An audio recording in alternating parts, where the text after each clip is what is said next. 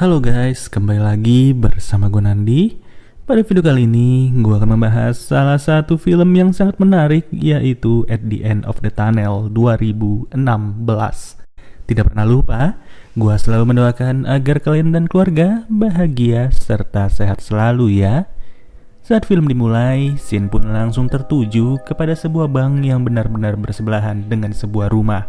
Di rumah ini sendiri tinggallah satu orang pria bernama Joaquin yang sehari-harinya harus hidup di atas kursi roda. Dulunya Joaquin ini merupakan seorang insinyur perangkat lunak komputer yang sangat-sangat profesional. Namun semenjak ia mengalami kecelakaan mobil, Joaquin mulai kehilangan kedua fungsi kakinya serta kehilangan istri beserta anaknya sendiri. Kini ia hanya tinggal seorang diri dan harus bertahan dengan mengandalkan uang pinjaman dari bank yang berada di sebelah rumahnya. Dalam kondisi ekonomi yang sangat sulit, berbagai cara pun sudah terlintas di kepalanya Joaquin. Seperti halnya menyediakan kamar kosong untuk disewa, serta berencana menyuntik mati anjing peliharaannya demi memangkas biaya bulanan. Akan tetapi, dalam rasa pesimis seperti sekarang ini, Joaquin pun mulai kedatangan seorang tamu yang berkata kalau ia baru saja melihat sebuah pelang iklan bertuliskan tersedia kamar kosong. Usut punya usut, wanita yang bernama Berta itu benar-benar membutuhkan tempat untuk ditinggali. Dikarenakan ia bersama anaknya yang bernama Betty baru saja diusir oleh suaminya sendiri yang sudah selingkuh dengan wanita lain. Sembari mendapatkan pasif income dari hasil sewa, Joaquin terus menyibukkan diri untuk mengisi waktu luangnya seberguna mungkin. Yang dimana semua itu selalu ia kerjakan di dalam ruang bawah tanah alias ruang kerja milik dia pribadi. Untuk akses naik turunnya, Joaquin harus mengandalkan sebuah lift sederhana yang sengaja ia buat sendiri serta memakan biaya cukup banyak. Kemudian, waktu pun sudah berlalu dengan begitu cepat dan Berta yang lagi asik dengar lagu malah tidak menyadari keberadaan putrinya. Dicari kesana kemari sampai ke halaman belakang, Berta tetap saja tidak menemukan siapa-siapa. Melainkan ia malah melihat sebuah mobil bekas kecelakaan yang sudah jelas mobil itu sempat menjadi miliknya Joaquin.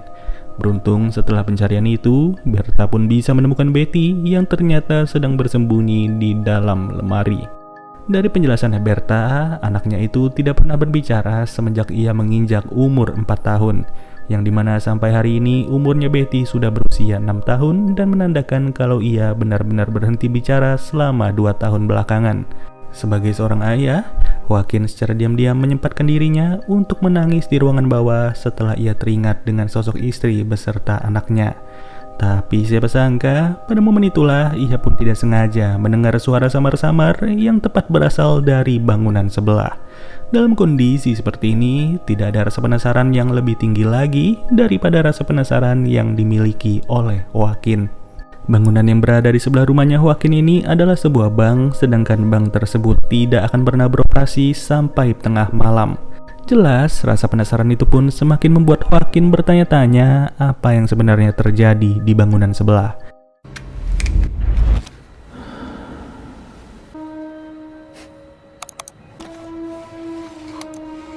Hace 10 minutos se escuchó de nuevo el montacarga del... Pichi. Dari pendengarannya itulah, Joaquin mulai mencatat berbagai perbincangan yang terjadi pada saat itu demi memberikan sebuah petunjuk. Ia juga tidak ingin memberitahu rasa penasaran ini kepada Berta maupun Betty dengan alasan mereka bisa saja mengacaukan pengintaiannya. Tidak cukup mendengar, Joaquin pun sengaja membuat lubang di tembok itu demi memasang kamera pengintai dari dalam ruang kerjanya. Dengan harapan ia mampu melihat suatu kondisi yang lebih jelas lagi serta memberikan bukti mengenai apa yang terjadi sebenarnya. Sambil menunggu kabar itu, dari pagi sampai sore, Joaquin sendiri berani membuat kesimpulan bahwa orang-orang yang sedang ia pantau ini hanya beraktivitas pada malam hari. Bahkan tidak hanya 1, 2, 3, atau 4 orang, Joaquin yakin betul kalau orang-orang tersebut berjumlah lebih dari 5 orang. Setelah itu, Joaquin kembali melanjutkan aktivitas memantaunya ketika hari sudah menjelang malam. Dalam pemantauan kali ini, Joaquin berhasil mencatat nama-nama orang yang sekiranya terlibat. Diketahui sudah kalau mereka semua hanya dipimpin oleh satu orang yang bernama Galereto. Lebih jelasnya sih, Galereto dan kawan-kawan berencana untuk merampok sebuah bank yang benar-benar bersebelahan dengan rumahnya Joaquin. Tidak diketahui pasti mereka sudah melakukan kegiatan ini sedari kapan, tapi yang jelas Galereto berhasil memimpin orang-orangnya untuk menggali lubang bawah tanah dari luar hingga masuk ke gudang penyimpanan barang-barang bekas. Yang dimana gudang ini sendiri akan menjadi titik peristirahatan bagi mereka semua sembari meneruskan aktivitas penggalian yang tertuju ke ruangan berangkas. Namun siapa sangka, ternyata orang-orang itu juga mempunyai salah satu penyusup yang tidak terduga oleh Joaquin, yaitu Berta seorang. Tidak lain tidak bukan, Berta sengaja disuruh oleh Galereto untuk mengalihkan fokusnya Joaquin. Semenjak hari itulah, Joaquin pun tidak akan mempercayai siapapun yang mencoba untuk bertanya-tanya kepada dirinya. Ia hanya fokus kepada seluruh aktivitas dari Galereto dan kawan-kawan yang terus melakukan aksi perampokan ini selama 1 bulan penuh. Hanya saja, di sela-sela waktu jeda, Joaquin yang ditinggal pergi oleh Berta pun malah tidak sengaja melihat Betty sedang berbicara dengan anjingnya Joaquin. Hal ini membuktikan bahwa Betty masih bisa berbicara, tapi ia sengaja menutup-nutupi segala rahasia yang secara tidak langsung sudah didengar oleh Joaquin. Dari apa yang ia dengar, Joaquin pun tidak memberitahu apa yang sebenarnya dibicarakan oleh Betty. Sedangkan di sisi lain, Galereto mulai mengumpulkan sebagian anak buahnya yang bekerja pada hari itu. Ya, ia hanya mengumpulkan sebagian karena Galereto tahu betul bahwa ada satu anak buahnya yang diam-diam sudah membawa handphone. Atas apa yang ia temukan, Galereto sama sekali tidak senang sambil berkata bahwa anak buahnya itu merupakan seorang pengkhianat. Alih-alih membantunya merampok sebuah bank, Galereto bersikeras menganggap pria malang tersebut akan melapor kepada para polisi. Alhasil nyawa dari anak buahnya itu pun harus hilang dalam sekejap setelah Galereto sengaja menancapkan sebuah palu tanpa ragu-ragu. Atas kesempatan itulah, Joaquin pun gak mau berpikir panjang dan ia bergegas membius Berta selama 6 jam serta mengikatnya di atas ranjang. Dan di saat pagi hari sudah tiba, Berta yang tersadar langsung diberitahu sebuah kabar oleh Joaquin. Joaquin berkata bahwa ia sudah mengetahui tujuan Berta datang ke sini yang ternyata hanya untuk memuluskan aksi Galereto. Merasa tidak perlu mengelak, Berta pun mengakui semua itu dan ia menjelaskan kalau Galereto sudah menjalin hubungan dengannya selama 2 tahun. Selama 2 tahun itu pula, Galereto selalu mengajaknya untuk ikut membantu dalam aksi perampokan di setiap bank. Awalnya sih memang Berta masih mengira bahwa Galereto merupakan orang baik walaupun ia hobi merampok. Tapi semua itu harus dibantahkan dalam sekejap setelah Joaquin memberikan sebuah rekaman atas betapa sadisnya Galereto yang sengaja membunuh kawan sendiri. Tanpa pikir panjang lagi, dengan adanya kesempatan dalam kesempitan, Joaquin berencana untuk merampok sebagian uang sebelum benar-benar dirampok oleh Galereto beserta kawan-kawan. Ibarat melakukan sebuah pekerjaan, Joaquin menganggap kalau apa yang sudah ia lakukan ini akan dibayar dengan penghasilan yang setimpal. Maka dari itulah sepanjang hari Joaquin selalu memutar otak bagaimana caranya agar ia bisa tiba lebih dulu serta mampu keluar lebih cepat daripada Galereto. Akan tetapi di saat sedang memeriksa galian tersebut, keberadaan Joaquin benar-benar nyaris disadari oleh kedua anak buahnya Galereto.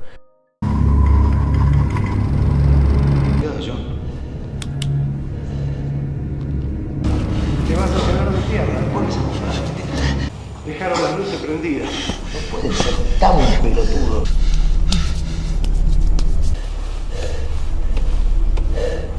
Si vas a venir a decir esa boludez, ¿para qué mierda?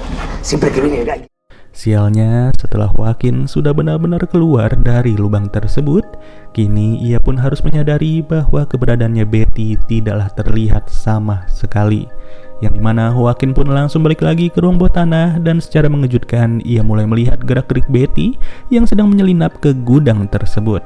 Parahnya lagi, keadaan juga semakin dibikin deg-degan setelah salah seorang kakek-kakek bernama Goodman turut hadir di tempat itu. Dari perbincangannya sih, ternyata Goodman ini adalah atasannya Galereto beserta kawan-kawan dan ia menjabat sebagai inspektur dari para polisi. Dan setelah mereka sudah selesai berbicara, barulah Betty pun bisa kembali secara aman. yang ternyata ia sudah mencuri sebuah jam dari gudang tersebut tanpa diketahui jam itu milik siapa. Tapi pada momen tersebutlah Joaquin baru menemukan sebuah fakta atas apa yang sudah ia sadari dari perbincangannya Betty kepada anjingnya, yang dimana Betty selalu menggoda anjing tersebut untuk berhubungan badan padahal usianya sendiri baru menginjak 6 tahun. Sudah jelas perubahan perilaku yang dialami oleh Betty selama 2 tahun ini benar-benar berhubungan dengan adanya keberadaan Galeretto di dalam kehidupan Berta, yang dimana selama 2 tahun itu pula Galeretto selalu mencabuli Betty dan hal tersebut sudah menjadi kebiasaan bagi Betty sendiri. Ketika hari berganti, salah seorang anak buah dari Galeretto yang bernama Zurdo mulai menyadari bahwa jam tangannya tidak ada di gudang tersebut. Ya, tanpa diketahui oleh mereka semua, Joaquin sudahlah lebih dulu berada di garis terdepan dan ia berencana untuk merampok sedikit uang sebelum anak buahnya Galeretto benar-benar beraksi.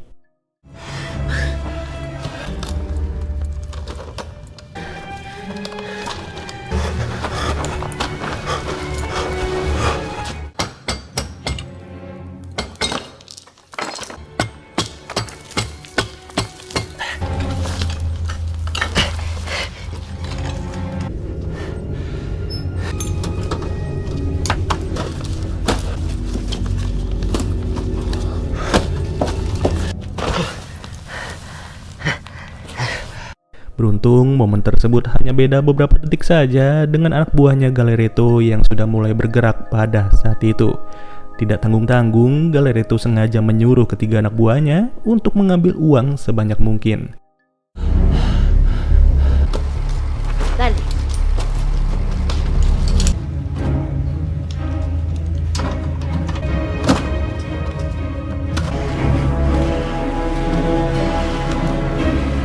Hanya saja perintah itu tidak lagi bisa dituruti setelah salah satu dari mereka tidak sengaja mendengar kerasnya suara percikan air. Yang tidak lain tidak bukan, percikan itu berasal dari sebuah pipa yang sudah menjadi rencana dari Joaquin sendiri. Atas sebuah insiden yang tidak terduga sama sekali, ketiga anak buahnya Galeretto pun gak bisa lagi berbuat banyak. Yang dimana salah satu dari mereka harus tewas di dalam lubang galian, sedangkan 2 orang lainnya masihlah terjebak di dalam ruangan berangkas. Di sisi lain, Joaquin yang sudah membawa 1 tas uang pun sengaja untuk segera membersihkan dirinya sesegera mungkin. Karena ia tahu betul sebentar lagi para polisi akan menggeledah rumahnya yang berada di sebelah bank. Dan benar saja, nggak butuh waktu lama, Goodman bersama para polisi yang lain pun memang benar-benar menggeledah rumahnya Joaquin. Tapi dikarenakan aksi penggeledahan itu sudahlah tertebak oleh Joaquin, jadinya para polisi nggak bisa menemukan apa-apa selain langsung disuruh keluar oleh Goodman sendiri. Yang dimana Goodman juga yakin betul bahwa pria lumpuh seperti Joaquin tidak akan mampu berbuat macam-macam. Dan sebelum benar-benar pergi, dengan senang hati ia pun sengaja memberikan kontaknya kepada Joaquin apabila terjadi apa-apa. Hanya saja, tidak lama setelah itu datang lagi sekelompok orang yang mengaku bahwa mereka adalah polisi.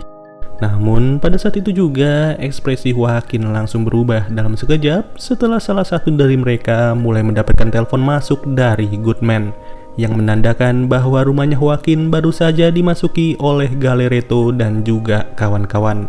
Pada awalnya sih, Galeretto hanya berniat untuk mencari Berta beserta Betty yang ia ketahui sedang menyewa kamar di rumah ini. Tapi Joaquin langsung berkata bahwa mereka berdua baru saja pergi tanpa memberitahu terlebih dahulu ingin pergi kemana. Sayangnya, jawaban bohong yang dijelaskan oleh Joaquin benar-benar tidak mencerminkan apa yang sedang terjadi di belakangnya. Ia tidak sadar kalau Betty sudah beranjak keluar kamar dan berusaha untuk menghampiri Galeretto yang mengajarkannya hal senonoh selama 2 tahun. Alhasil, pada momen itulah Joaquin pun harus dihajar habis-habisan oleh Galeretto beserta anak buahnya. Tapi Galeretto sama sekali tidak sadar kalau ternyata Joaquin sudah mengirimkan sebuah SMS kepada Goodman. Dan memang benar, Goodman yang baru saja tiba pun langsung diancam oleh Galeretto pada saat itu juga. Yang hebatnya, situasi tersebut mulai dimanfaatkan oleh Joaquin secara cuma-cuma. Lebih jelasnya, Joaquin berkata bahwa salah satu anak buahnya Galereto yang bernama Zurdo sudah memberikan berbagai informasi kepada dirinya. Baik itu informasi tentang aksi perampokan Galereto, informasi tentang siapa saja yang terlibat, dan juga informasi tentang aksi busuknya Berta maupun Betty. Agar lebih meyakinkan, Joaquin juga memberikan bukti mengenai keberadaan jam tangannya Zurdo yang berada di rumah ini setelah Zurdo sengaja menitipkannya.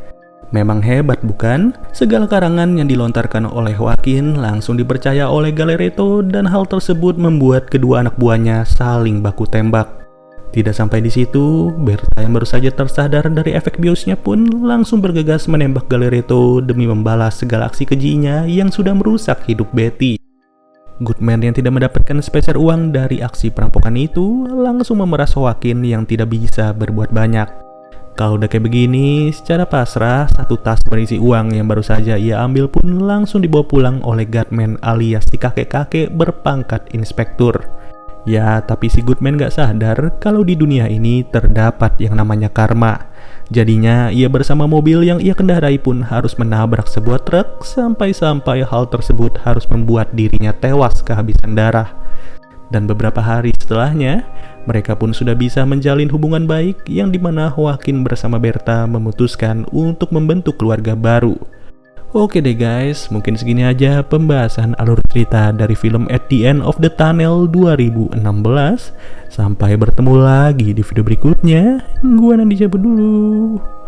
Dadah.